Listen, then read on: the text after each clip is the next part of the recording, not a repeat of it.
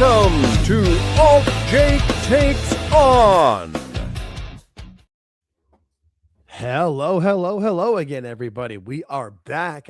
Happy New Year. I'm AltJake. Listen to AltJake Takes On, episode number 44. Here with my buddy George, as always. How you doing today this week, my friend? Good. Yesterday was the last day we could say Happy New Year. I know this is the first recorded episode of the year, though. That's the only reason I wanted to get it in there. Yeah, well, this is the first recorded pod we've done, so I had to. Yeah, no, it was a last minute decision. I felt weird about it, but yeah, for continuity purposes, I felt good about it. It's okay. I'll take it. I'll let it slide this once, and that's it. Yeah, no, that was it. We've done. Figured once each show we do. You know, our I'm not doing it Sunday. No, we already did it. Yeah, no. Oh, okay, good. We did. Yeah, because that was what, the 4th, I think. I forget. Yeah, it was the 4th because right before Raw. What the heck we're talking about? The Thursday shows are 9:30 on this here station on YouTube, and they're the Dynamite review shows. The Sunday show is the Sunday Night Spaces show, also here on YouTube at 8:05 p.m. Eastern. This week we're going to put it on Jake's X account and mine, so you can listen to it there if you wish. Yeah, the simulcast. Yeah, no, yes. That's our version. The only show we're going to do on a simulcast, so come over to the channel and subscribe. Yeah, and it's one of those things that from the numbers of it, I feel like that's not because the video goes there too now, so it's one of those things that it's a chance for more people to maybe see us off at random, possibly for it, as opposed to just being the audio version of it. It takes a little more effort to get the pictures up, but it's better for it. I like it. The Sunday show had over 110 people watching at one point. Yeah, and almost like over 300 saw it at different points from the time it's been posted. So for at least through X. So that's pretty cool to see if we can just get some of them to come over and join us live on YouTube, join the chat, subscribe, share it with a friend or two. That's what we're trying to do. We're trying to grow the channel organically here. It's a lot of fun. And the more support that we get, the more we can do it. So and if you support what we're doing, you like what's going on, you support Jake and myself. There's a little, QR code in the top. Feel free if you want. Help us out. If not, that's fine. Yeah, exactly. And only if you can too, by all means. I know that with the way finances can be in the world today, by all means, it's completely optional. We provide everything else for free, available on this YouTube channel as well as all podcast platforms as well. So if you want to just take the audio with you, by all means, we're on every single podcast platform out there as far as we know with it for sure. Yeah, no, it's definitely something that if people can donate, great. If not, by all means, we're going to keep doing it. We have a lot of fun, and the audience seems to enjoy it that we get, and it seems to slowly be growing every week. The live shows seem to be a big hit on YouTube, so we will continue to provide those. Thursday show packs them in. Yeah, it's interesting. It is. I've been saying it from the beginning of it, but I feel like having the mindset of, hey, we're gonna suffer through it and watch all this stuff, so you don't have to, but you can still be up to date on their. Well, they're called storylines in AEW. I'm not sure if I would call them that, but we'll let you know everything that happens from all the spots, all the moves, all the fun commentary. Yeah, this coming Thursday show will be a huge episode because Jake is going to this event on Wednesday. Yes, I am going to the Maximum Carnage. That's the name of it. Yes, I will be physically in attendance. I might even go live on my X account. Stay tuned for there if I'm allowed to, or depending on what's going on with it there. But I'm definitely going to take some video, take a few pictures, and then, I'll post different stuff on our YouTube account through videos, probably some shorts as well. But I will, we'll present everything together in a fun episode on Thursday. It might go a little bit longer about that. And I'll explain it will be longer. Everything I saw. Yeah. Well, and it's a collision. I'm going to have a lot of questions. Yeah. Luckily for me is it starts at 6 p.m. my time. That's so good for you. Yeah. So even if I do stay the entire time, I'm still home before 10. So I think I'll probably leave about halfway through Collision, though, I'll assume. I'd like to see the Mark Briscoe match, but we'll see how that card lays out and see how bad the arena smells. It's a much smaller arena than the last AEW show I went to. And which one did you go to before? February of 22. So actually, technically, I went to the last show that they got over 1 million viewers on. Maybe it was 23. It was the February show. I know it was leading up to Danielson and MJF for the title. They didn't wrestle on the show, and it was at the arena where the Suns play. They came there one more time and did really terrible, and since then they've been at the theater that's like a half mile down the road for like a 5,000 person venue. Yeah, what the problem is, and they've always had, is they go to the big city, the big stadium or house, whatever the hell it The is arena, first. yeah. They go there, they'll get, at the time they would get 13, 14,000 people. Then they try coming back within 6 months and do it again. And you can't do that. You got to give it at least 8 to 12 Yeah, months. no. And it's just one of those things. And then they even did was it Double or Nothing in May of 25? They did that pay-per-view in the area. It's in Glendale, which is like 30 minutes west of downtown Phoenix. It's right by where the Cardinals stadium is. And that's where the Coyotes used to play. And they did that arena. But even that, I think they only did like 10,000. And that place holds at least 18. So yeah, that's what happens. Yeah, the theater should be fun. I don't know, you guys won't remember it because it's just one of the random theaters they've played in, but they did a show at this arena or this theater some point in 2025, and I noticed it because the way the arena is set up, or the theater, there's like just a wall on the left that doesn't have any like balcony or seating, and it just is gonna stand out. And I remember it did on their show. I remember that. Yeah, because it's so where they come out from the entrance and like where Gorilla you compared it to the old Dallas Sportatorium thing. Yeah. And it's where the stage, it's the actual stage where the bands would play is like the entranceway. It's a decent place. It's just, I don't know. Last I saw, I think there's like 2,400 tickets distributed so far. That's not bad for them. Yeah, no, I still haven't figured out how I'm getting my ticket. I'll probably just show up to the arena and need to go up to the box office, or scalping's legal in Arizona. So there you go. Yeah, no, that's what I used to do for shows. That's how I got back in like 2008. Yeah, when the story I've told where John Cena shook my hand because I was on the aisle seat. They came to a Raw either right around my birthday or after Christmas, somewhere, or maybe a tax return, somewhere I had like a decent amount of money, and we spent like $200 each on tickets, and we were like right on the aisle, second row there. What's her name? You remember Maria Kanellis? Her mom was in the seat behind us. Yeah, there you go. I never forget it. I'm like, all right, these are good seats. That's the best seats I've ever had at a show. That's a lot of fun. Yeah, that was a lot of fun. I can understand why people who hit the lottery or come into money or whatever, like green shirt guy or the guy in the ref shirt, or what was it, like the sign guy Rick. If Jake wins the lottery or hits a big one, I think that's what I would do. I'd still do the show though and give you reports from them all though. That'd be fun. That's nice to you. Yeah, no, I'd be great. We take the show on tour. Shoot, even if we get 6 people, we'll go. Forget it. That's funny. Oh yeah. But that'll be fun. Maximum Carnage, AltJake Takes On edition. We will give you the live report this coming Thursday on the 15th, which is also the same day as TNA going on AMC. This is a big week, man. And WWE in Berlin. Yeah. Hey, I want to, before we start with WWE stuff, I mentioned something a while back, and I never got your opinion on it. What's a better comedy special, Eddie Murphy's Delirious or Eddie Murphy's Raw? For me personally, it's Raw, because that's the one that I got a tape of when I was a kid. Like somehow, and it was like a VHS tape from HBO, I'm pretty sure, that I had one of those as a kid. I've seen Delirious, and it's definitely funny, but Raw, like, I mean, I've seen that. That to me, it's kind of like, was it Dennis Leary, where there was No Cure for Cancer, and then the other one, I saw No Cure for Cancer 1,000 times because I had a VHS of it where you're just able to wear those tapes out.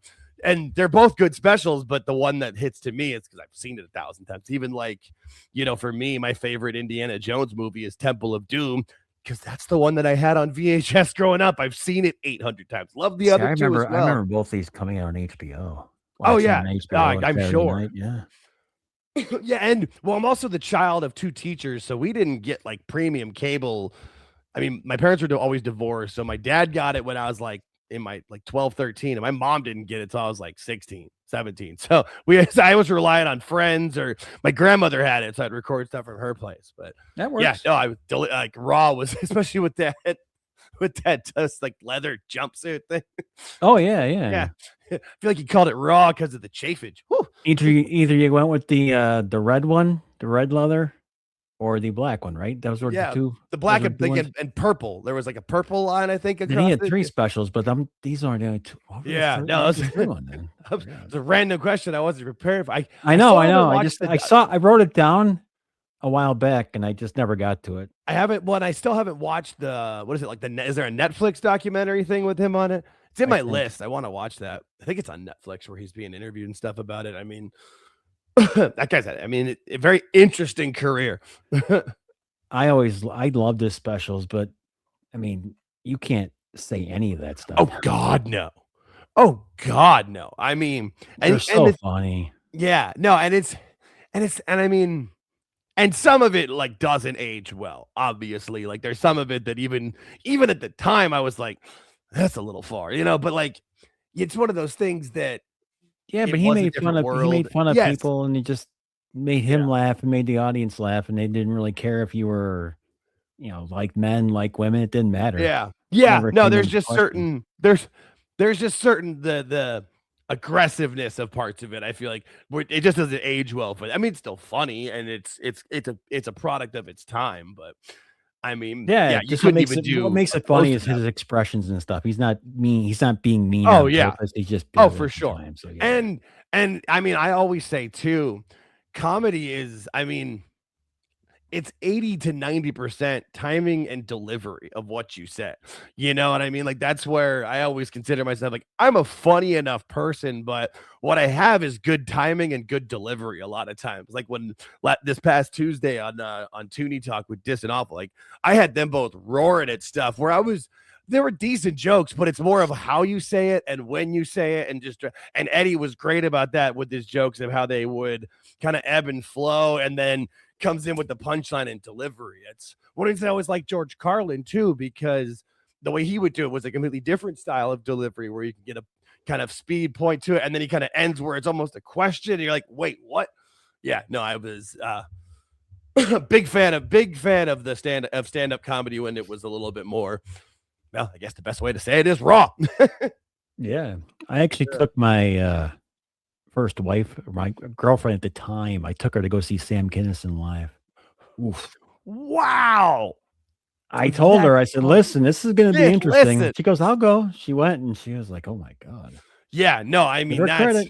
that's well, because I mean, it's not even about like the material. Again, it's the delivery, which is oh my God. Yeah, no. Yeah, that's when he used to end every live show with supposedly, a guy in the crowd would give him his ex-girlfriend's phone number and he'd call her live on the air or live over the arena. Right. I didn't think it was fake. I'll go with that because you could hear a woman answer the phone and then Sam would go, hi, is this such and such? You go, yeah, this is Joe's friend Sam. And then you go into his, tirade, which I will not do here. Yeah, we'd like to not get any strikes from YouTube before I can get we this really show get taken off in 5 right? Yeah, we're finally, like we said, we're starting to see some traction on the live shows and views, and then hey, what was it like? Who is it on? Like Martin Lawrence on Saturday Night Live with his monologue, where the replays are like, nope, they just give you the views expressed by Martin Lawrence do not respect that. Yeah, no, and then his career took a nosedive for quite a while. It's one of those. Yeah, no, we don't. Again, things you can get away with or could get away with back in the day. Not so much now, which is one of the reasons why I don't like. I'm not one of those people that's like so anti. Like, oh, everything's woke, everything sucks. I just think there's not as much originality anymore. I feel like most things, how many rehashes of stuff have we seen these days, or just stuff like, not that I have an issue with Stranger Things, but tapping into that nostalgia core, it wasn't like there was that many shows that were from, like Happy Days was in the 70s, set in the 50s, but it wasn't like that was the norm. When was Laverne and Shirley? That's Laverne and Shirley. I mean, it's time period. It's got to be because it's a spinoff, right? Yeah, because that's which I feel like was always a bad for them. They had to get that they still had to be in the 50s too, as opposed to spinning off and being of the time. And then I guess Mork and Mindy is too. Mork and Mindy. Oh God, yes. I mean, because it's a spinoff, right? Yeah, yeah. Mork and Mindy came in the same time as Alf, right? I think a little bit before. I feel like it was, I would say Mork and Mindy's late 70s, and Alf is like, if it's in the 70s, it's 79. But I feel like Alf is early 80s, because I remember Alf like being on. Mork and Mindy was in reruns by the time I was coherent with stuff, but I remember Alf being a thing because it was everywhere. I mean, yeah, that because the two first real crazes like that I remember of pop culture was Alf, because I can vaguely remember that as a kid, and then the one that I really remember is The Simpsons, but specifically when it first launched, Bart Simpson. Like that kid was everywhere. There was, just stores full of Bart stuff. And I remember that. Yeah. I remember Alf was like close, and then Bart was like that first day. But yes, I think Alf's mid 80s and Mork and Mindy's the late 70s. And also, too, Mork and Mindy's like 2 seasons? Because people figured out that Robin Williams was a star. And yeah, Mork and Mindy started September of 78. And Alf started September of 1986. So good call. Oh, wow. So I would have thought Alf was 83, 84. That tracks, though, because if I was born in 82 and I can remember, I remember Alf being on. Yeah, that tracks. Yeah, and Mork and Mindy lasted, 2, maybe 3 seasons? Because, Jesus, because he was a star, clearly. Anybody that sits on their head and talks out their butt. Jim Carrey worked for him, too. Yeah, exactly. Well, you mentioned Stranger Things earlier. Yeah, so I was going to say, I didn't know if there's anything else you wanted me to hop into before we get into the upside down, I guess, for Monday Night Raw. I guess disclaimer, neither George nor I has watched Stranger Things. I always feel like, and I want to put a caveat in there, but I say I haven't watched something. It doesn't mean that I have harm for anybody else watching it. Like, no, you can't watch it because I don't. Go watch it. Enjoy it. What is the phrase? I kind of like to yuck people's yums.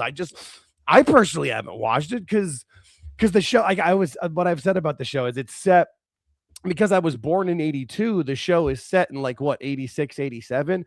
If it was set in 92, 93, it would be right in my wheelhouse, but I was a little too young for it. It's a Gen X show. I'm more my time period. And I've never seen it. I have no desire to see it. I didn't have. Yeah. Obviously it was a big show. It was a major hit. I think the only thing that surprised me about this crossover was that it took so long to get here. I just feel like, well, they didn't have anybody from the show on the show. Was that not anybody that they showed to the audience? No, I don't really one know. Person from the actual series that was on Raw. That's the thing, though, is just because I'm sure they're all doing other stuff now. Because the last episode aired right before Raw, right? Like the last episode. All that.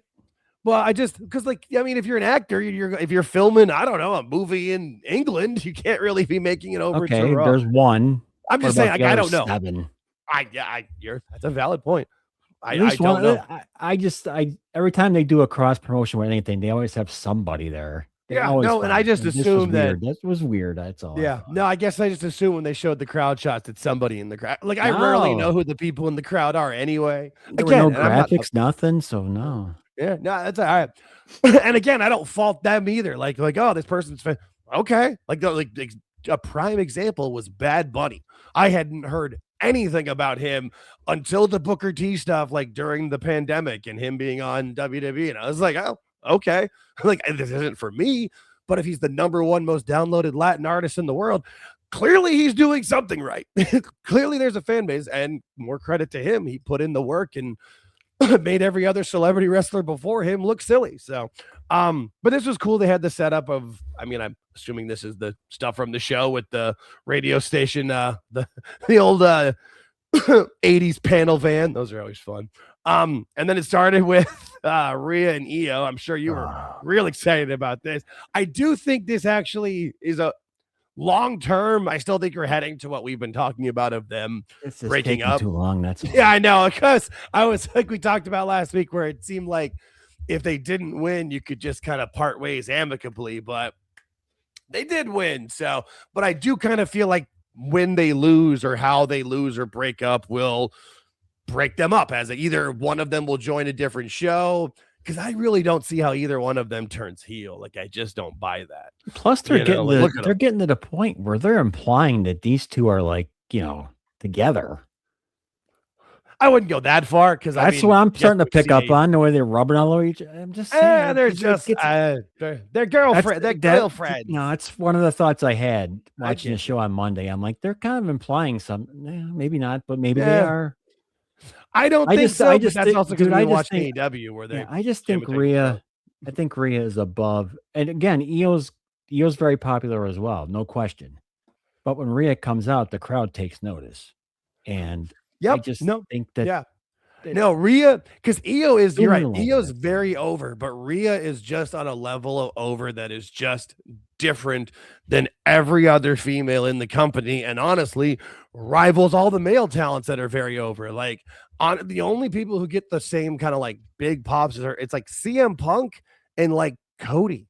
You know what I mean? Like, that's the list, really. Like, get that pop. Like, she's, I mean, it's impressive, and the fact that this hasn't deterred it at all is a credit to how like people do love Io, but it's got to run its course because Rhea has to be in a major title match at Mania, preferably in a singles match, but I could see it being a triple threat or whatever. I mean, she still needs to beat Io as well. Anthony keeps pointing that out in our comments.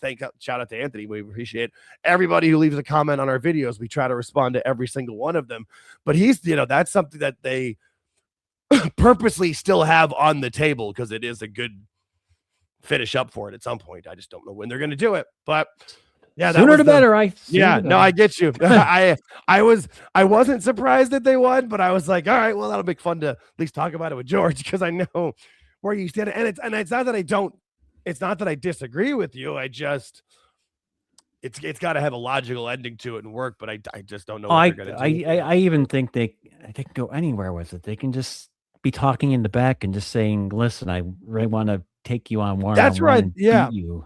Because I've never beaten you before. It's a personal thing. Blah, blah, blah. Something like that. I don't know. And I could see maybe one of them winning the Rumble and then the other one winning a title match or something. You know what I mean? Where like, hey, the situation is here now. I'm not sure. Because I do think the two of them one-on-one in a match at Mania would be great. So I could see that being a thing, but I just don't know.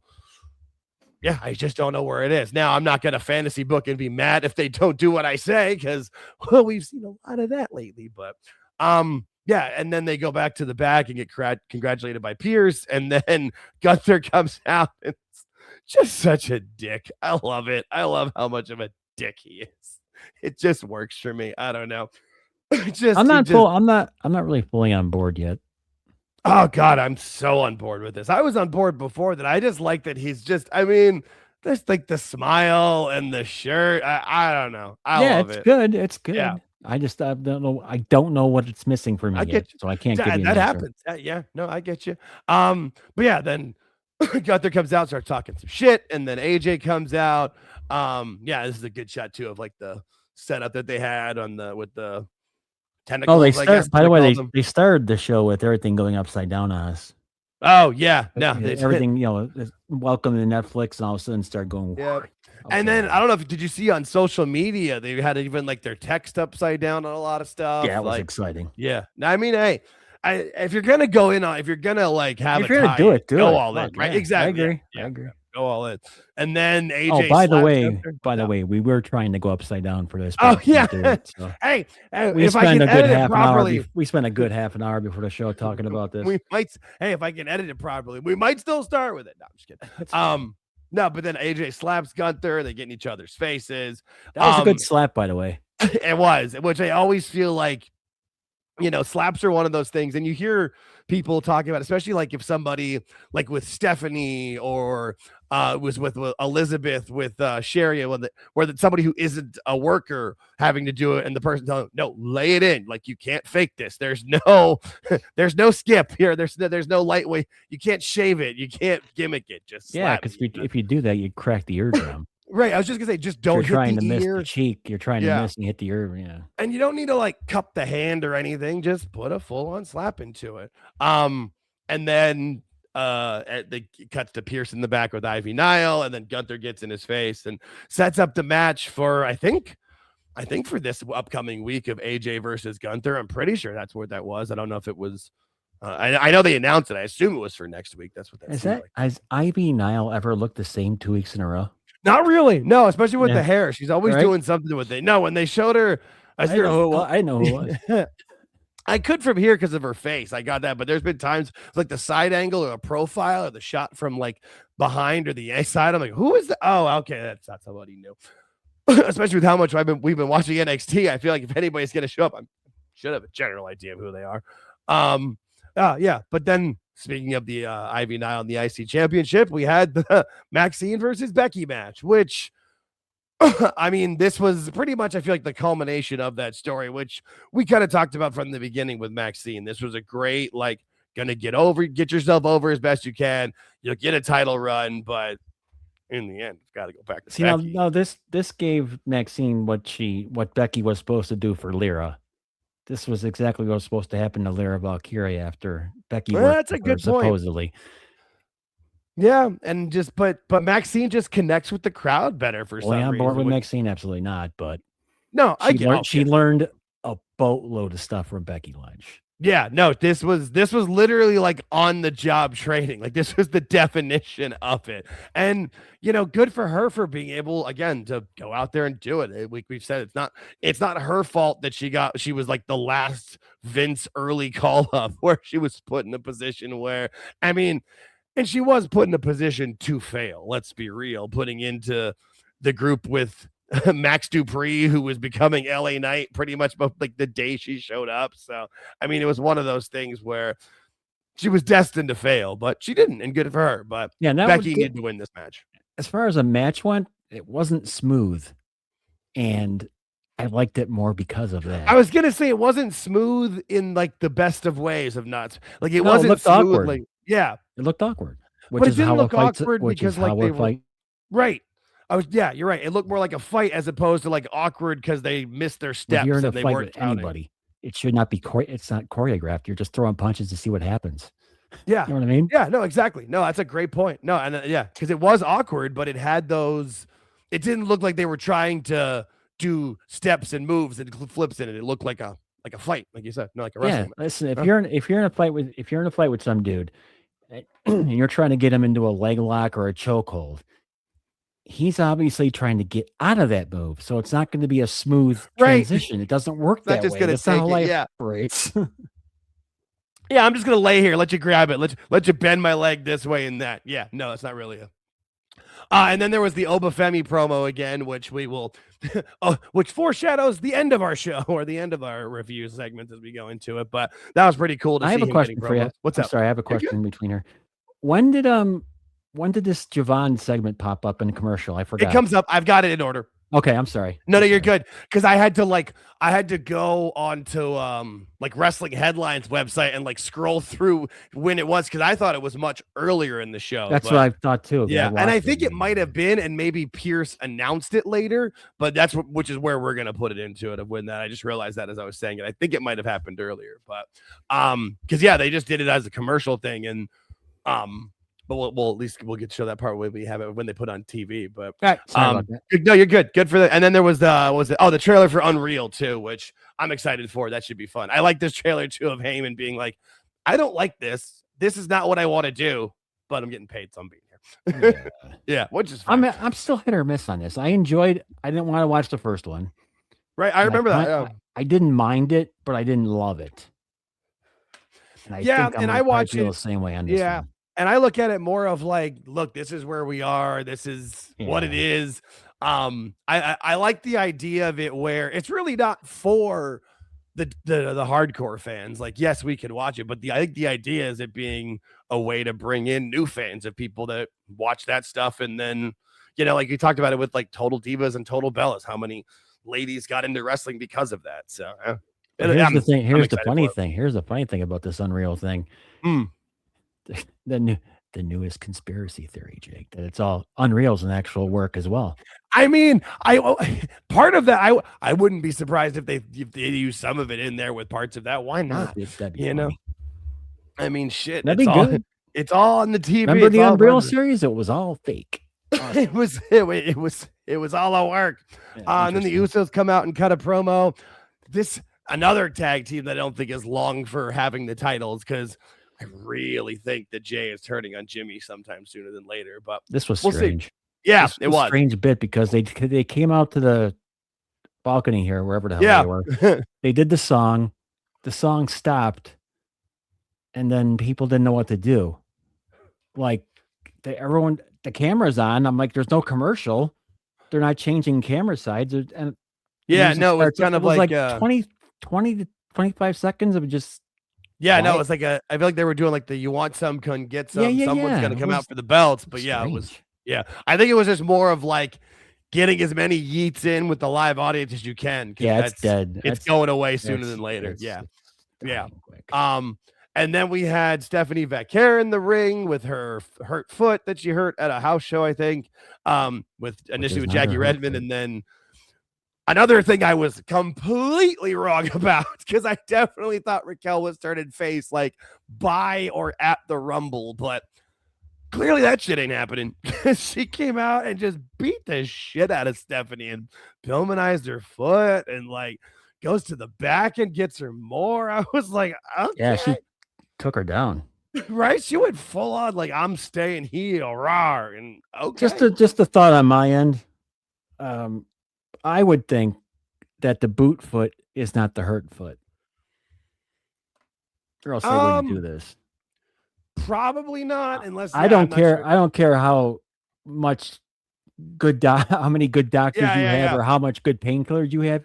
You cannot be moving around a leg with like that. And it's a shoot injury. I've seen pictures where she's posted of her leg. I'm not sure like which angle left leg it was. or a right leg. I'm not sure because you could easily just like with the picture I saw was up was just the foot itself, so you could easily and like there was nothing in the background that if you flipped it you would be able to tell, which I didn't realize till you said that. I didn't even think about that. I'm like, oh shit, you could be right. That's my first thought. Again, I think a weird. You know how I am now. I think a weird thing. The first thing I thought when I saw this, that's not a hurt foot. It's the other one.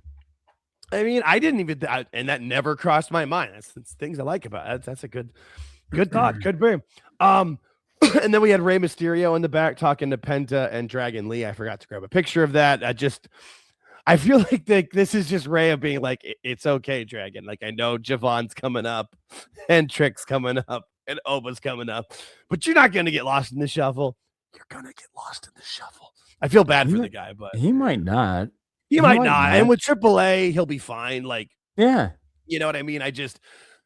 There's a lot of star power on its way up to the main roster. However, if they do take the tag, they did take the tag titles. They did, yeah. I'm not sure exactly. Yeah, and like even Penta and Rey Fenix seem bigger stars. I don't know. I just feel like Dragon Lee, it's never hit. It's never fully clicked. It's almost been there, and I don't know.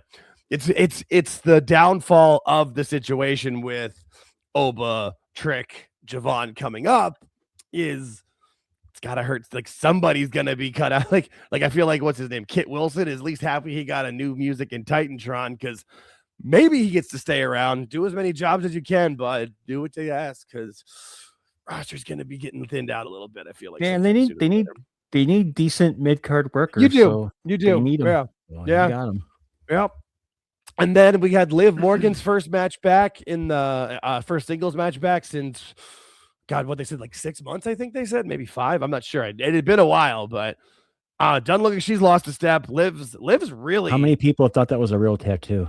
Oh yeah, no, that's a good point. Especially with like the skin coloring of it. No, that I never did, but I bet you somebody did for sure. I know a lot of people did because I was watching. Okay, that's funny. That would, oh my God, we keep talking about how Dom's wife is like a saint for putting up with this stuff. Feel like that would have been like the last straw. Yeah, it probably would have been it. Right. But I mean, this was a good, fun match. Like this was, again, Lyra's a good talent. She's good in the ring, but like you were saying before, like Maxine's connected with the crowd. Lyra. Yeah, I don't know if they were. I don't know, dude. I just don't know. Yeah, and I mean, she's got Bailey with her, which is helpful. Yeah, look at what they've done there. Look what they've done with her. They put her with Becky. Becky. Yep. And then I'm losing names. She had the IC title. Yeah, and then Bailey. Like they've tried some with her, and she's good, but she's just not. She's got all these chances they're throwing at her, and the crowd just goes, mild applause, like golf claps. That's it. Yeah, and even when she does her little like hand motion to like people to make the call, they do the sound, but it just isn't. They can't be doing that kind of gimmick. And I apologize for losing my mind there for a minute. I totally forgot what I was saying. You're good. You're good. It happens to me every now and then. I try to make my way through it, but we're about to get into like the part with NXT. Yeah, I blanked on Bailey's name. No, you're good. When we get to NXT, we get to have a funny moment of Jake being a goof, but it was funny. Yeah, but Liv wins. That was funny. That was funny listening to live, by the way. It threw me so off. I'm yelling at you through the screen. No, because I got took a chair to her. Never mind. We'll save that for later.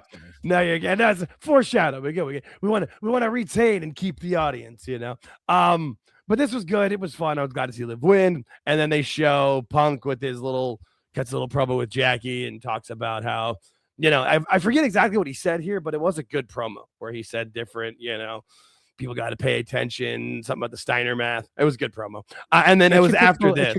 It's your typical CM Punk promo. It's just you're listening to what he's saying. Yeah. All the time. That's pretty much what you have to pay attention to with him. He's telling you something every time he talks.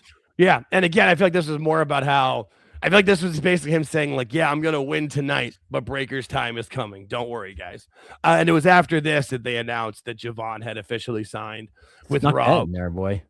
Huh? They snuck that in during the commercial, and then they did this here, but they slipped that in there. I wasn't expecting that, but I will say one thing.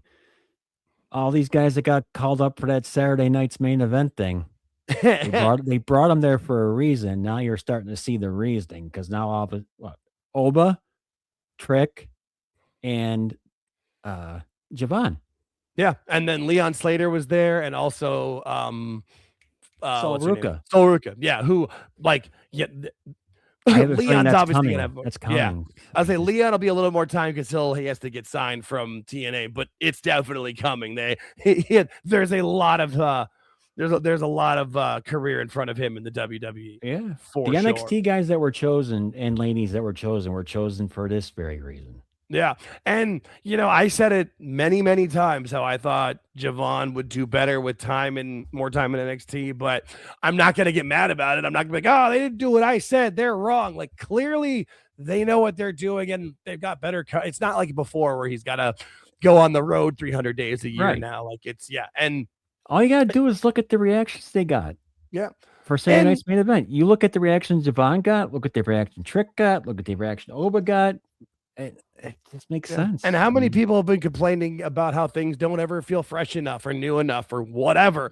Also, I feel like it's not a clear answer, but it's kind of like, shows that the IWC complained about nothing with the whole, like, oh, they don't push enough black singles male stars in WWE. Like Alfred Kunowa, the Pro Wrestling Bits guy, was always saying, like, look at NXT. Like, they've got the talent there. It's fine, guys. And yeah, they've got 3 of the best coming up right now. And I'm excited to see what they're going to do. I don't think any 3 get lost in the shuffle either, because as we've been watching NXT, they are all very, very talented. But good for Javon, man. I'm happy for the kid. I'm excited to see what they're going to do with him. It's crazy that he's 21 and on Raw, but hey, here we are. Yeah. And then we get to the main event, which was, they gave a lot of time for this main event, which I thought was smart. I mean, they kept saying big fight feel. It was a big match. And I mean, they wanted you to have at least the thought that Bron could win the match. Like, there definitely was a chance. I didn't think it was going to happen, but it seemed like a good build-up. I'd love the fact he came out in the jacket. Oh my God. It's so, and even Steiner commented on Twitter where it's like, yeah, everybody wants to go to a major university or something like that with it, which I thought was great. And even the back had Punk on it in the Michigan letters, right? It's Michigan. I want to say Minnesota, but no, Michigan. Yeah. Yeah, no, the M threw me off. Yeah, but this is great. Like, the moment he did, I clapped on my couch, just like, yes, that's good stuff. Like, yeah, and you know what's cool about it? It's designated for your age and above. People below your age probably didn't get it. Right, and just probably thought it was like, oh, it's a cool retro jacket with his initials on it, and it can work both ways. No idea what it meant exactly. Yeah. And I'm sure it's selling for $229.95 and the WWEshop.com right now. Oh, while you're talking, I'm going to look. So I was just curious. Yeah. And then we had the match, which, I mean, this one was, I mean, I hate to use the cliche and the phrase, but it really was Breaker's like main event coming out party of showing that like he can hold hold his own in a main event match of the, I think at least in the Netflix era, the first Raw of the year is going to be like the biggest Raw of the year, aside from maybe the Raw after Mania. But Breaker was great in this the whole time. I mean, There was not anything that he looked, the moment looked too big for him. I mean, he was hitting all of his stuff. And again, it looked like a wrestling match as opposed to the choreo grappling, as Awful Wrestling always likes to call it.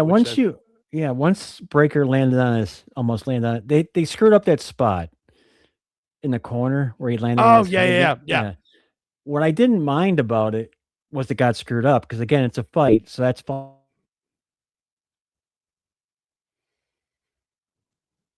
Is this the one I'm thinking of? They went back to the same exact spot. Yeah, I think it was. Yeah. It was in the corner. Yeah. I didn't like the fact they went back and tried it again. I wish they would have moved on, but that's fine. No, and it was funny. No, and you mentioned it because I forget if it was. I think it was Awful who mentioned it on Toonie Talk Wrestling on Tuesday. Same kind of thing of like just. It's one of those things that you just, if it doesn't work, maybe you go back to it later, but just move on, just move out of it, get out the way. Yeah. It's not a botch, right? I'll give you know what I mean. These, like I said, it's a fight, so there should be some mistakes. A botch is when you're doing aerial maneuvers and you don't hit your rope. Right. That's totally different. The Julia Hart moonsault from earlier in the year where she just didn't quite land it. Yeah, it happens. And then Heyman gets involved, which is great. I mean, you knew that was coming, obviously, but then as he gets involved, then Logan Paul comes down and Bronson Reed and Austin Theory. And man, does Austin Theory fit into this group like a friggin' glove, man. It's cool to see how well he fits in this group. And I'm happy for the kid because there were so many people. The rumors of his demise were greatly exaggerated. Yeah, I don't know if he's gonna make it. We'll see. I'm not as pumped to see him in this group. I like he's in it. I do. I think he needs to be a single, but we'll see. I was gonna say I don't know how long. I don't know if he needs to be in it very long. I know where you're going. I think he needs to get in, make a statement, and get out. And I'm not even sure how long the group might break up depending on how it works. Where maybe it's just, Breaker and Heyman, and then Bronson Reed and Logan Paul go team up or whatever. There's, I don't think this group's going to be like the Four Horsemen and around for decades. Then Rey Mysterio came out. When you hear the crowd boo the other guys, they're not booing as hard for Austin Theory. That's all. Yeah, that's a good point. And there's no CM Punk Letterman jacket for sale, by the way. Sorry. Okay. I'm surprised by that. Me too. I was surprised. Right? Ooh. Actually, I'm that might be on a different website. It might be on rootsoffight.com. That's where there's some of the stuff that he's get. That's a company that sells different stuff like that. I bet it's on there. But yeah, and then we had the Bron Breakker paying tribute to the Chris Jericho arm bar, which I thought was funny.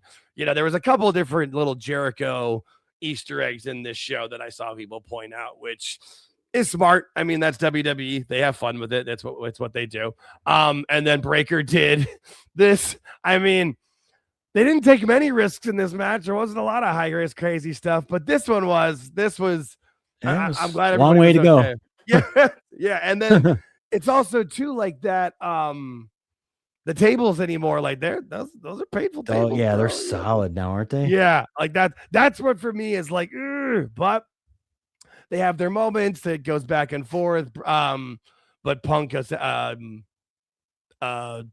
even reverse the spear, but like got away from it and got the GTS and got the win, which like that's what had to happen. It wouldn't have made sense. It was kind of a clean finish. Kind of. Yeah, which makes sense. I mean, Punk he's the world champion. He's been doing this for how long? Like that's why him winning made the most sense. I wasn't surprised by any of it. I was surprised so many people were thinking that Braun was going to win, but I could see where people might think that. Yeah, I mean, it's way too early, but I could see where people could exactly. It's one of those things because I was talking about it with Chris Connor from the Last Call podcast because he was on board of it. Like Breaker's got to win now. I'm like, for the people like us who are hardcores that watch every week and talk about it and analyze it or whatever. Yeah, we want more freshness because we get kind of bored because we talk about it all the time. But I'm like, you can't put that toothpaste back in the tube once Braun wins the title, and there's no need to push that yet. There's no it's not like the ratings are terrible. I never wanted to see him win. I mean, yeah, no, I didn't either. I thought this made the most sense. I could see where I want him to win, yes, but not yet. It's coming. And soon. Oh, yeah. And even Punk's trunks were the Michigan Wolverines colors with the lines, too. I thought that was smart. That was fun. But yeah, no, it made sense the way it worked. Punk had to win. Breaker looked great in the match. He doesn't lose anything. It only improves his career and moves forward. Okay, he didn't win the world title versus like one of the best ever to do it. That's fine. It's not like he got squashed. It was great. I thought it worked very well. Kind of excited to where this leads for with the Royal Rumble, because I'm not sure if Punk's gonna have. I would assume he's got to have a title defense on the Rumble, but you would think. You right? I would think. So I'm going to ask you before we go to NXT. Jericho not being there, was that such a big thing? No, not at all. They never. This is kind of like where people fantasy book themselves and pretend that, just because they saw an Easter egg that wasn't put out. It wasn't like he was advertised. It wasn't like anybody called him out or said anything with it. Just because when they were alluding to Punk coming back in AEW that he actually came back, like, doesn't mean that like it was advertised. Yeah, I don't know. Like, it's just. No, I will say Pierce saying who will break the walls down was kind of interesting. Now that was. It was, but it's also. I mean, it also can easily be nothing too. You know what I mean? Like when Darby said, "Oh, the best in the world." Like, yes, that's Punk's catchphrase, but you don't actually have to. Like, that doesn't have to mean anything. Like, it's a fun little Easter egg. Also, with wrestling, they all know what's going on in the world. So, like, if Pierce just wanted to be a jerk, that'd be funny. Do they really know what's going on in the world? I think most of them do, just because it's wrestling and you pay attention to stuff. And I feel like Pierce knows Jericho well enough. Yeah, I'm talking about the fans. I'm sorry. Oh, no, I meant Pierce. Pierce is playing with people with that. My bad. Yeah, no, I think, because that's why Pierce, like, I do think it is a Jericho Easter egg. And I do think Jericho's coming back to WWE. But even if he wasn't, I think Pierce saying it and playing with people is fun. Like, even if Jericho doesn't come back. Here's what WWE does, and they do it constantly. They don't, well, not constantly, but when the mask guy first came in, the mask man, everyone said it was Austin Theory, and you will get your answers tomorrow. And we didn't get the answers until tomorrow. And then we had 15 different mask guys pop up. Then they introduced Theory. Yeah. So they put the thing out about Jericho, and they're like, "Oh yeah, Jericho's going to be on tonight for sure. We saw it right there." And then they hold it back and they don't show you Jericho to the Rumble. They always do the same thing. It's awesome.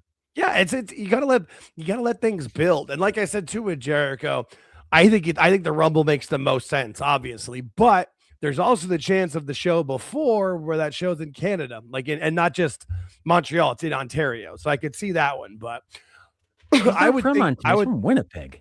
Yeah, I know, but Toronto's like major Canada and that's Ontario. And Manitoba's like right there for it. Plus he considers himself a New Yorker or Toronto. I would think the Rumble makes the most sense. The only reason I could see it happening before is because the Rumble's in Saudi. I could see maybe he doesn't want to return in Saudi. That's the only reation I could see. Yeah, until the Saudis go, we love Chris Jericho. Right. I was just gonna say until you get a freaking, 8-9 figure payout for coming back. Oh, dude, those people over there love those stars from the old. They love Michaels. They love HB. They love Triple H. They wanted Yokozuna, for God's sake. Like, yeah, Jericho's like, they would. Oh yeah, he'll be there. Yeah, no, he'll be there either way. I just could see the return happening before to get the Canadian pop out of it as to not be in Saudi, but. Yeah, no, either way, he's in the damn Rumble, and I'm excited for it. It should be fun. I mean, there is, I would consider maybe a up to 10% chance of the rumor going around that he is going to re-sign with AEW because Tony backed the Brinks truck up to him. I could see that happening if he was like, okay, you want to pay me how much? Yeah, I can also see Chris Jericho playing this. Absolutely. Yeah, hey, I mean, once a worker, always a worker, and Chris Jericho is the ultimate worker. No, actually, in this case, once a carny, always a carny. That's fair. I don't use the carny phrase often, but I feel like that's a good time to use it. But we shall see. We shall see. Oh, and the other thing I wanted to mention about Raw, since it just was announced like literally today before we started recording, AJ Styles is going to be on the premiere episode of Impact on AMC.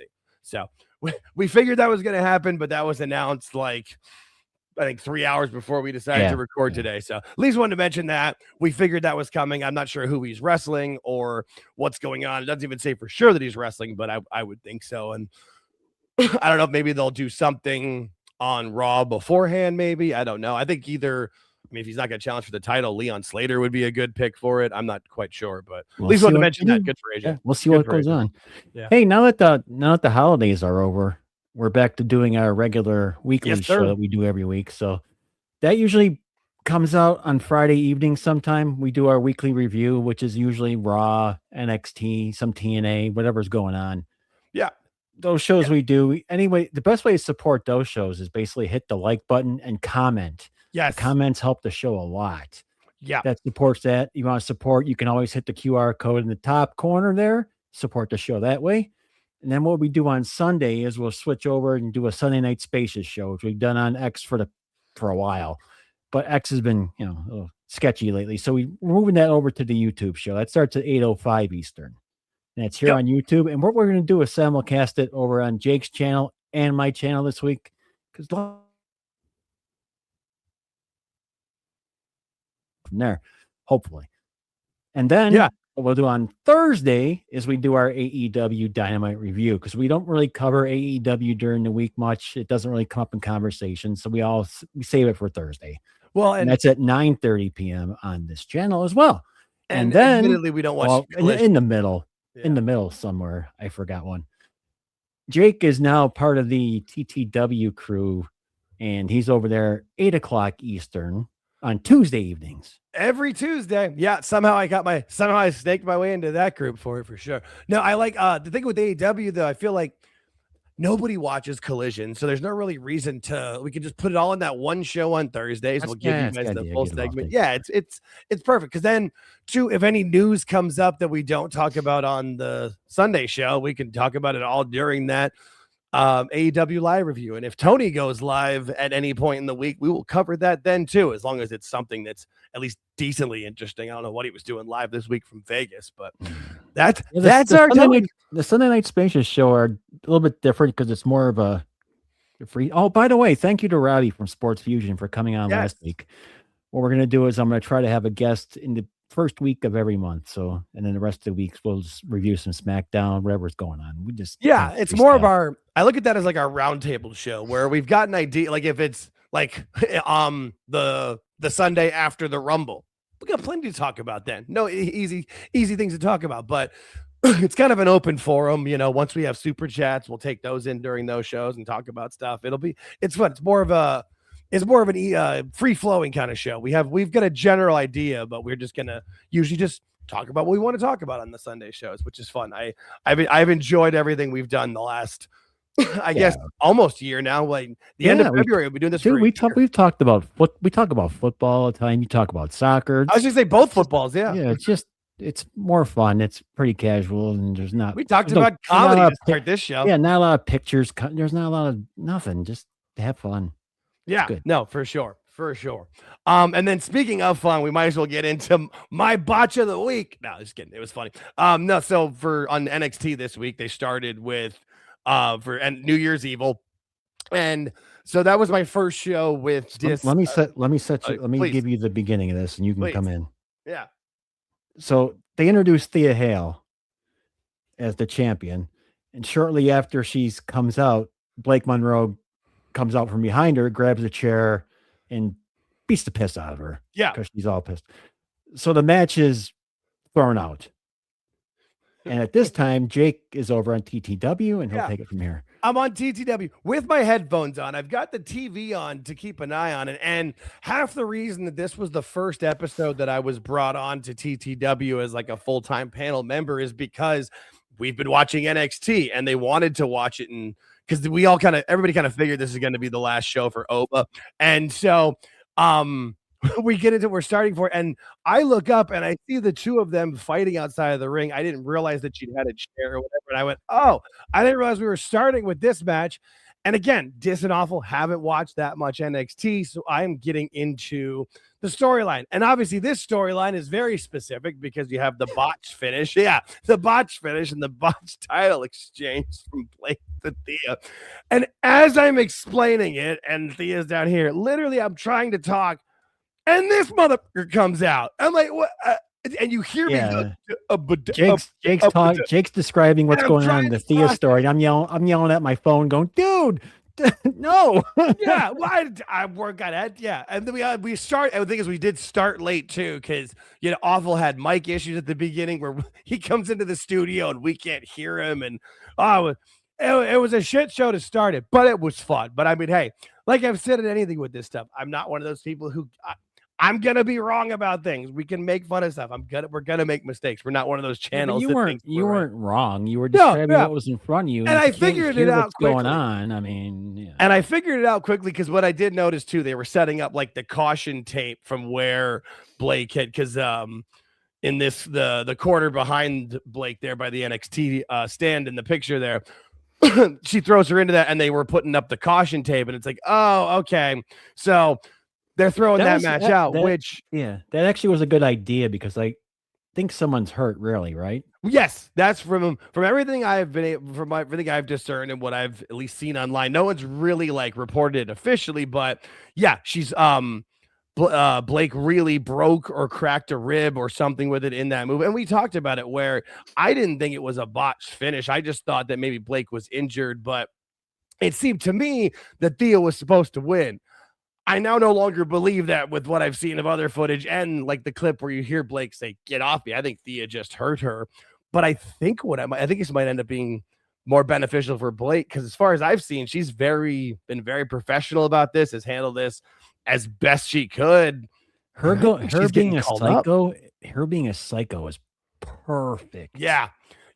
But I wouldn't be surprised. I mean, we've talked about it 1,000 times. George is the conductor of the JC Jane train. I don't think she's getting called up. I think she's perfect as the NXT champ. It doesn't seem like Blake's going to go back for the North American title. If she's not going to be going for the main title, I think she might be getting called up. I've been seeing that rumor spreading around. I first saw it. I was like, no, that doesn't make any sense. And then I thought about it. I'm like, maybe it does. She's already signed with. I don't think it does. I don't know. We'll see. We'll see. I'm not sure where she goes. I don't think she's got all the AEW out of her yet. I don't think so either. But it's one of these situations where maybe they were like, hey, she handled it very well, was professional about it. I'm not sure. I'm interested by it. That's for sure. I didn't. Yeah, I think the women, especially the women's division in the WWE right now. That's a valid point. They can wait with the talent in NXT, and they can do because they brought Vakura up pretty quick. They brought some people up pretty quick. Yeah, that's a good point. Jordynne Grace is popping up now, so that's I think people. Yeah. That's a good point. Well, she was on SmackDown trying to decipher to sign there or not. So it's obviously she's up. It's a question of where she's going to be. The free agent thing that they're doing. Yeah, which is cool. I dig that. But Blake, I think Blake needs a little more time. That's all. Yeah. And you're probably right. The whole thing kind of because I would have thought she would have got the North American title back and just kind of pushed through it. And I don't know. We'll see. It's interesting though. That's for sure. Then that validates the fact that they screwed up. And HBK is smart enough to take what everyone thinks was a fuck up and make it good and build a story around it, which he has done now. Yeah. No. And right. But yes. And as we'll get into it, it seems like the person who made the mistake is paying for it in that sense too. And then so Ricky cuts his promo saying I love how smart Shawn Michaels is. I really do. Oh, it's great. No, it's one of those. Sorry to interrupt you. I'm sorry. You're good. That's one of those like silly cliches about life's not about the bullshit that you're dealt with. It's how you deal with the bullshit, or however you want to phrase that, or whatever. Play your card. And Sean's great with that.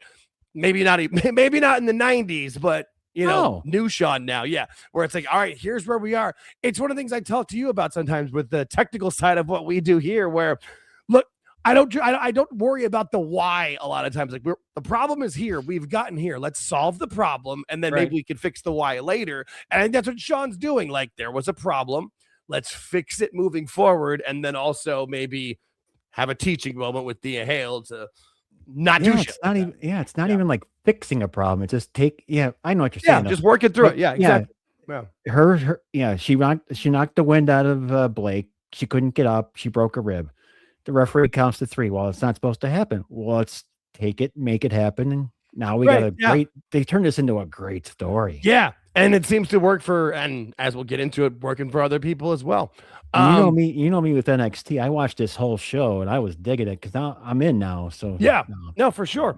And then it cuts to Ava being pissed about it. And I know a lot of people give her shit, but she's not as bad in this role as people claim her out to be. I didn't hate her in this. And then even this scene here with Blake, and granted, it's mostly Blake owning, like, what do they call it? Like chewing up the scenery. She was fantastic in this stuff. Like you said with the Psycho, look at these facials. Like she's all over the place. And this was like maybe 50 seconds of material, and she's just all over the place. That's a very talented lady. I'm going to give a weird shout out, but I just noticed this. The person that does her makeup is perfect. The way her eyes look, it makes the character. I didn't really notice it until I saw it here. The side, where it goes like from out from the eyes. Yeah, no, I get you. Because she's a gorgeous woman. And having her be a psycho is really, I like what they're doing. That's it. Yeah, no, because that scene that they did a couple of weeks ago where it was like the two Blakes in the room together, that can come off and usually does so friggin' cheesy. And she was nailing it. Like she's obviously that part of her career, she doesn't have to worry about. It's just getting like the in-ring part of AEW washed off. Right? Yeah. That's what she's got to rinse off. And usually it's the other way. Usually people are better in ring and you got to rinse off the mic stuff. But no, she's good. And then you had the Tatum Paxley and Izzy Dane match. I guess really just essentially a grudge match since Izzy cost Tatum Paxley the title back at Halloween Havoc, I think, or the one after that. Yeah, Izzy must be somebody they like. Yes, it's and again back to what we beat it to death when we talk about it, but it's so true. The NIL program. She was a college girl. Yes. Yeah, it's okay. Yep, she was a college volleyball player at I forget what school, but like Nebraska or something. Like it was a real school, like a major school, And which obviously gives her the size because most volleyball players are going to be tall. Mm-hmm. And she's been coached her whole life, and clearly they have a lot of belief in her because, as we'll get into, this wasn't the only time we saw Izzy. They use her twice. Yeah, and like this was something where this worked so well because really Tatum Paxley kind of needed to win here to end that storyline. And then with what they did with Izzy later, it's like, okay, that storyline ends and she loses there, but then gets later and it's perfect. I also like this shot because this has what I was talking about with the caution tape blocked out, which I thought made a lot of sense. I think I'm getting to like Tatum Paxley a little more too. I do too. The way they did her turn, like with the culling and stuff of getting the title and stuff, like she's very talented. She can do a lot of stuff in that ring. And I think these two make a good pairing too, because they seem to work pretty well together. And I couldn't pull this match. I couldn't say 1 star. Let's go with that. Yeah. It was really fun to watch. It was fun to watch. No, for sure. I get 100%. No, there was definitely a lot of give and take with it. It was fun. And then we had this, and I have his name here.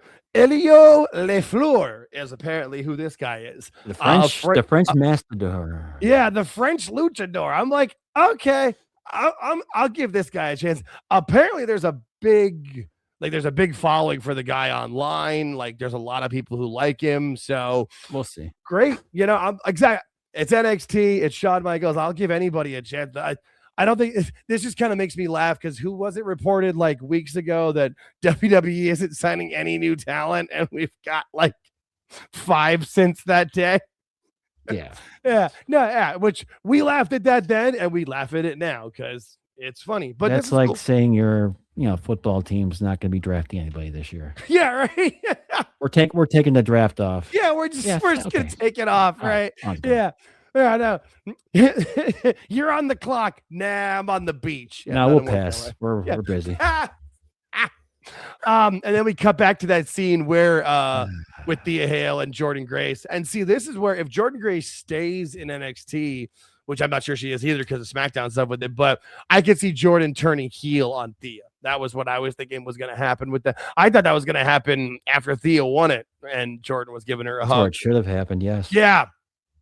But I still think they were figuring out if they'd have wrote the storyline that way, it would have happened that way, but they were scrambling to figure it out. But I don't know why they would bring her up to SmackDown and do 2 or 3 different segments with her. Yeah, I'm there, so I don't know. I'm not sure either. Yeah. Nope. But maybe it's less to get the TNA stink off you than the AEW stink. But this whole scene was essentially that Thea was like, I still want to defend my title. I'm going to go out and have an open challenge, which we'll get to that later. But then we had Kendall Gray versus the biggest star on the show. No, but seriously, like Jason. Yeah, the biggest star on the show. Exactly. Yeah, no, right the first time. You're fine. Yeah.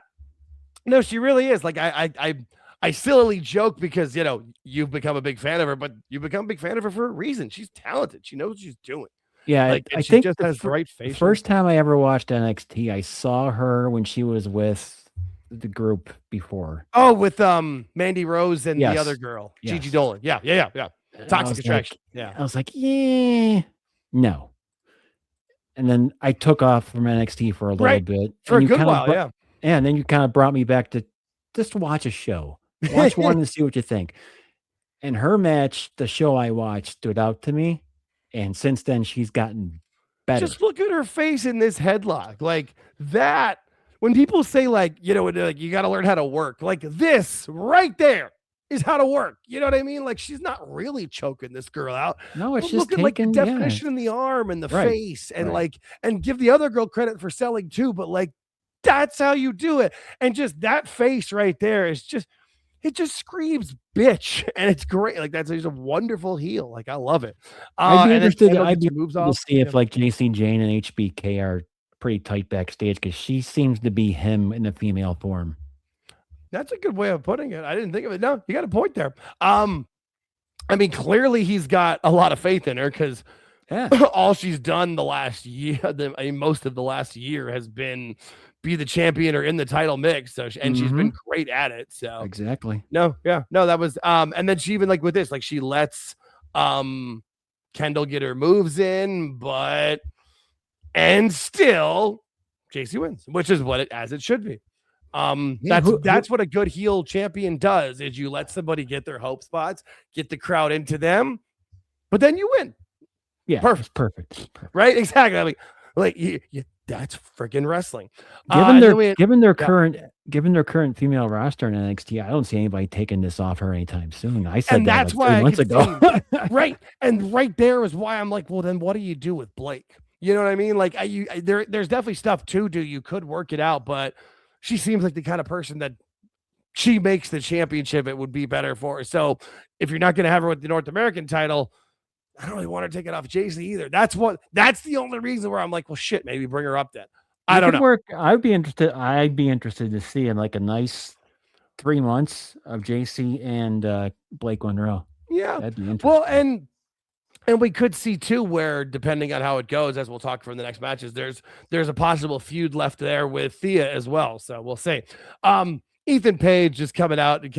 Every time he's on my screen, I just, not enthralled, but just intrigued. Like, he's just good at every promo he cuts, every conversation, every vignette. Like, I just, talent all around. Love the guy. But then we had the dumb moment of the week. He was the one that I couldn't. I'm sorry, Jake. He's the one that I couldn't remember that I had in Cody's faction. Oh, yes. Yeah. No, because somebody put it in the chat. When I mentioned Cody's heel faction, I had Cody. I can't remember who I had now, but no, because we were trying to figure it out, because we were like Cody, maybe Ricky Saints. There was a couple other and somebody put it in a comment, and he would be good. I still kind of think he's probably I would agree. Yeah, but we'll see. I think Ethan's sticking to NXT for quite some time. And end up just doing that, and then more to coaching. But we'll see. You never know. Watch this week. He'll be on SmackDown. Right. Right. He hit the U.S. Open challenge and he wins it. Well, fuck. I've been wrong about everything else this year so far. Yep. Oh, man. But then it was Izzy who takes the challenge of Thea Hale. And this was the part that surprised me. Like, I just assumed it would be somebody more, I don't know, baby. I don't know. I just wasn't. I was surprised by this. But the moment it was Izzy, I was like, she's winning. Yeah. They had all the women come out, though. Remember? All the women came out, and she like busted through them all. I'm like, okay, interesting. Yeah, no, for sure. No, that was but then she came in and beat Thea, and this is where I kind of feel like it's like Thea might be being punished a bit for hurting Blake and I don't. winning a I match don't. she wasn't I don't supposed to win. consider it punishment. I don't know about punishment, but just more of like you're not going to be able to. You don't get to keep the title when you win it that way. Is kind of what I mean. They're not going to make it where you won it. next week. You won it under. Our plan wasn't for you to win it, but you won it because the referee's a professional. So now be professional and give it to somebody else we like it to. It's right, but not and not like the next episode, but fairly quickly. Yeah, and it's not like it's not like she's being reprimanded, and we're not going to see her on NXT for the next 6 months, and she won't be on TV, and she be ghosted by the company. None of that shit's going to happen. Oh no, no. And that was the thing I kept saying about even from back when it first happened, where like if it is what it looks like, and it was Thea's fault, let's say, like. She's not doesn't ruin her career. She's like 21, 22. Like she's a kid. She can it's a learning experience for everybody. And like you said about Sean, that seems like what he's gonna do, which is great. That's why he's in the position he's in and why he's great with it. Yeah. Yes. He takes the chicken shit and makes it into chicken salad. Yes, no, you're right. That's Chef Michaels making chicken salad out of chicken shit every time. Much. And then we had those. What were these kids? What are these kids called? I forget their names. I forgot. I was there's looking at Little Boys. Yeah. Oh no, exactly. Like I didn't realize they were there until like they started Vanity Project. That's what their name is. Kids from Evolve, sure. But mostly this was so Hank and Tank could come out, and I'm assuming they're gonna murk the three of those kids. Lola Vice is another one where I'm assuming she's gonna get in. I would think that maybe she challenges next to JC or Izzy for the North American or the women's title. Yeah, they love her in AAA, and that's gonna be something they're gonna have to keep doing because she gets crowd reactions in AAA. Like I feel like anytime you're gonna have a AAA show that's gonna be on WWE's YouTube, Lola's a great person to have as one of them and one of the matches, whether it's a singles match, tag match, mixed tag match. She's great. Yeah, she's one of the few that people in Mexico like. I mean, they love her. They love Javon. Yeah, no, you're right. And they really respond to her, and that's awesome. No, that's she's been a good talent. I assume for NXT that would be her next move with it. This was Joe Hendry. He's set up a challenge for what is it? Dion Lennox? Lennox, I think his name is. Yeah, I think. Yeah, I always want to. For some reason, when I see Dion Lennox, my brain thinks of Lennox Lewis, and I go Dion Lennox. I lose my brain in those words. So no, I was thinking the same thing. Yeah. And Joe's another one though that people are saying, and it's looking like he's getting called up sooner than later. So we'll see. And then this was here's why Ethan Page is here. Like he's helping everybody else get over. He comes out to cut his promo, gets cut off by Josh Briggs. Gets cut off. This is where the cutoffs kept going, right? Yep. Yeah. He gets cut off, and then he gets cut off, and then. But really, the whole thing was for him to get cut off by Shiloh Hill, and this is gonna be Ethan Page's next project. I mean, he helped get over Javon. He helped get over Ricky Saints. Like this is what he does, and now the next project for him is Shiloh Hill, and that makes. I do like how Stacks protects his woman. Yeah. Although, and I almost grabbed this picture of it, but I grabbed, I ended up grabbing this one instead, where Shiloh like had what's her name, Ariana Grace, and like dipped her like a dance. That was fun. Mm-hmm. No, this kid's got charisma coming out of his teeth, like he does. He's a very charismatic. Have we seen a match of his yet or no? Yes. Yeah, he wrestled Lexis King, and then I one other one. I know Lexis King for sure was that first one, and I think he did one other one. Oh yeah, I think it was a mixed tag match actually with Stacks and his girl and him and I forget her name, the other girl from Evolve. But no, clearly they've got a lot of faith and hype for this kid, and seems well deserved. Like he's got a lot of physical talent and charisma, but. Are they gonna do Ethan versus him first, or are they gonna make like a 4-way with those guys that came out? That's a good call. I would say. I mean, because when's the next PLE? I would think. Well, why would they have them all come out? Yeah, no, you're probably right. I would think that would probably make sense to. Well, it would probably make sense to have Ethan have them do like a triple threat, and then he faces the winner. Something like that. I said involve them all. Yeah. No, I like it. Involve, evolve, and. Admittedly, we don't know everything that happens on Evolve. So no, I know nothing that happens there. No, I don't. I pay a little bit of attention through what I see from Evil Dose's posts because I know he watches. And if I had more time and effort, I would. But it's, we're watching a lot as is. Speaking of things we're watching, next week is the TNA on AMC premiere, and I'm definitely gonna watch that. But Leon Slater in the main event with Obafemi. This was fun. I mean, this was what you expected it to be in the sense of big giant and versus little guy, but I enjoyed this. Oba as we've talked about, I understand why he's being called up. I totally get it. I get worried. It's kind of like everyone's like, push him like Brock. I'm like, do we not remember that Brock burnt out? Brock left by 2003. Like, I get scared. That's all. Yeah, I just think we talked about at the time. I think the Cody matchup was the true test. Yeah, no, obviously. And he does seem like he's got all the tools. I just with how little experience he has, but that's also back to what we were saying before about the way the company's structured now, the way the producers are and Triple H. It's not like with Vince where it's like, go out and get over and do it and hope you make it without really any help. So, but this match was fun. I mean, Oba would stomp the crap out of Leon. I mean, he beat the crap out of him for a good while, and then Leon would get his flashes of glory and be a baby face and have his awesomeness. And then the one thing that made this match was the commentary.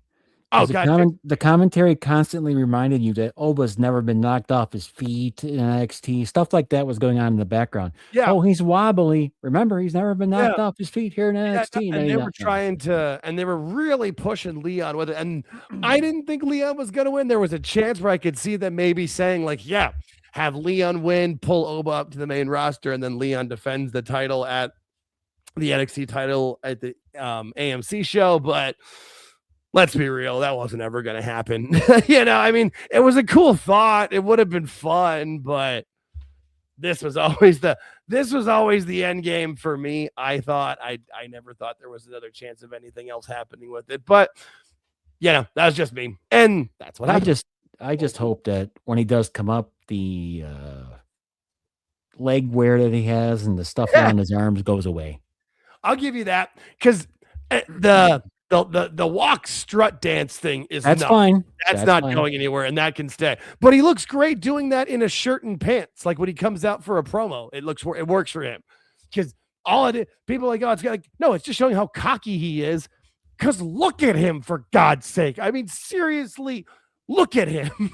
Monster. I'll even take giving him the accent, even though I hate it. I give you that. Yeah. I'd rather he not have the accent, but I get it. You can have him with it. Just lose. At least he can start with the accent, and he can pull a Kofi Kingston. It can go away. You can't lose the things around the legs and around the arms. I give you that. It looks cheesy. I don't even mind it around the arms, honestly, because it's smaller, like it's thinner on the arms. The legs I don't like. It bothers me either way. Yeah, the arms I don't mind, but the legs no. But like if they'd have done like what was an Apollo Crews, where he didn't have an accent and then came back with an accent, that doesn't work. You can only lose the accent.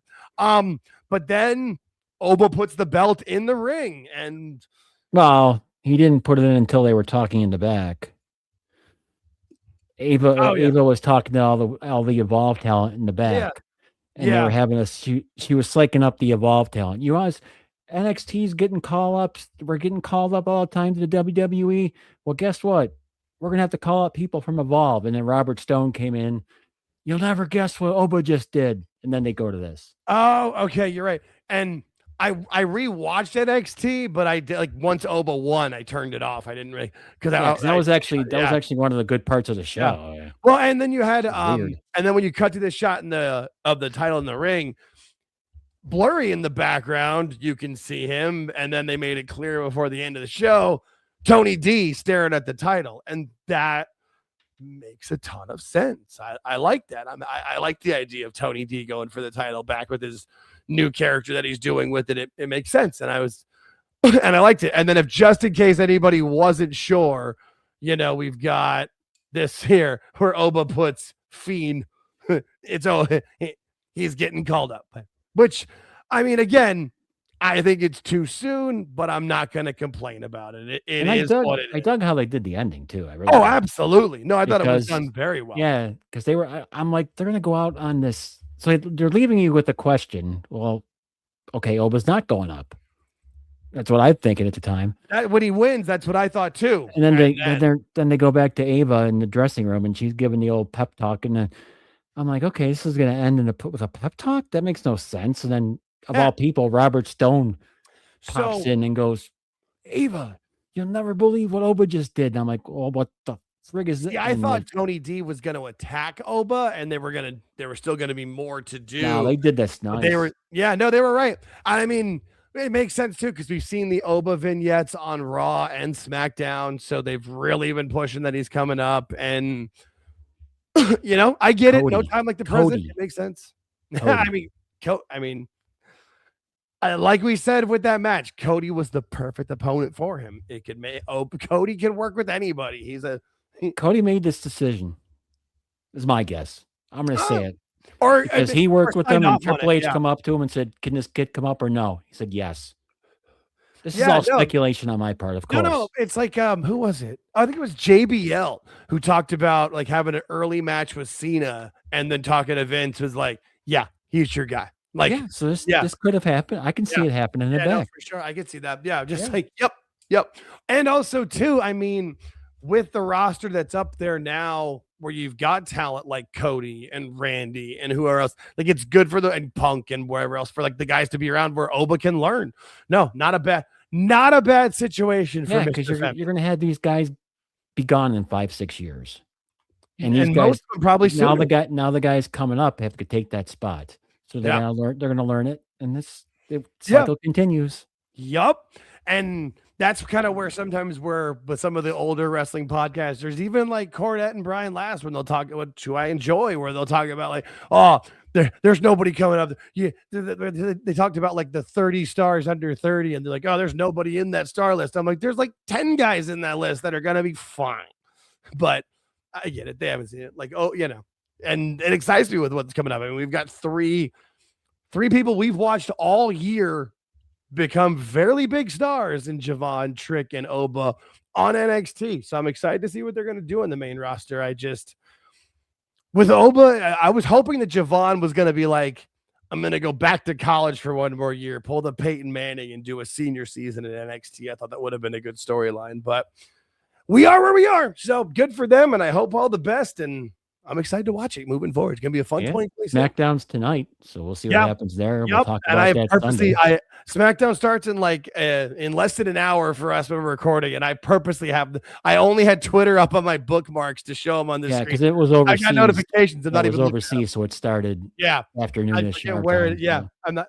And then that's why Raw on Monday is airing at like 2 p.m. Eastern. So Dusseldorf. Yeah, Dusseldorf. Is that what it is? All right. So that's right, because they're in Berlin tonight. I knew it was Germany. Yeah. And then the only place in Germany I've ever been is the Frankfurt airport. I was in there once flying home.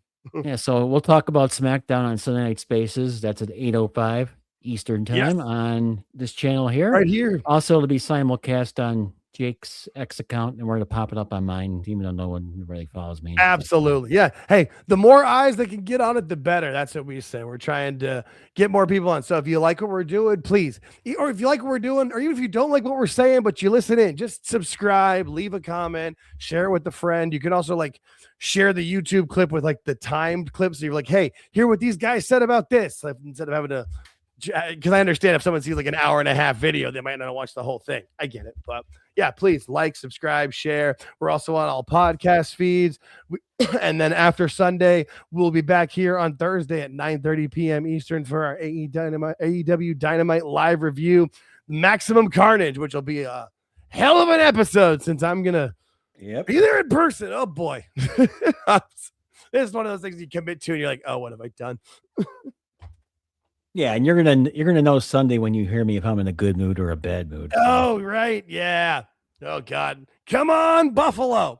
Although, I don't know. Sometimes Angry George is fun, but I don't think I want that Angry George yet. Yeah. I don't want to be that way for the show.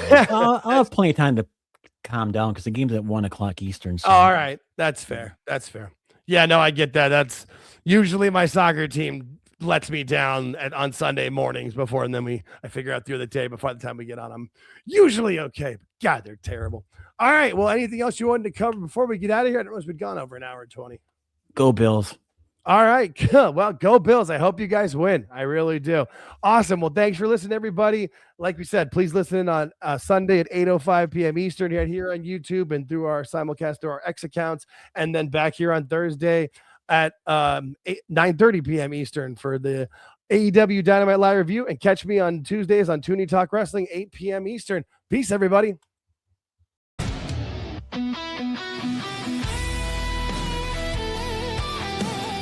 We appreciate you making it to the end of the video. Please hit the like button and subscribe if you haven't already. Thank you.